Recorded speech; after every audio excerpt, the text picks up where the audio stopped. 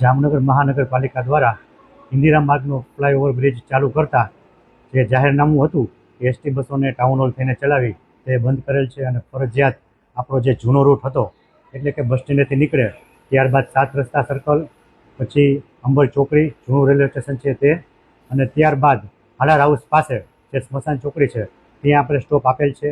જામનગરથી કાલાવડ રાજકોટ તરફ જે બસો જતી હોય તે તમામ બસો આ સ્ટોપ લેશે. એ જ રીતે રાજકોટ તરફથી આવતી બસો સૌ પ્રથમ રાજપાટથી આગળ થઈને જે સ્મશાન ચોકડી આપણે કહીએ છીએ સુરેશ સ્મશાન માર્ગ ત્યાં ઊભી રહેશે. ત્યારબાદ જૂનું રેલવે સ્ટેશન છે ત્યાં ઊભી રહેશે અને ત્યારબાદ 7 રસ્તાએ ઊભી રહેશે અને પછી બસ સ્ટેન્ડે આવશે.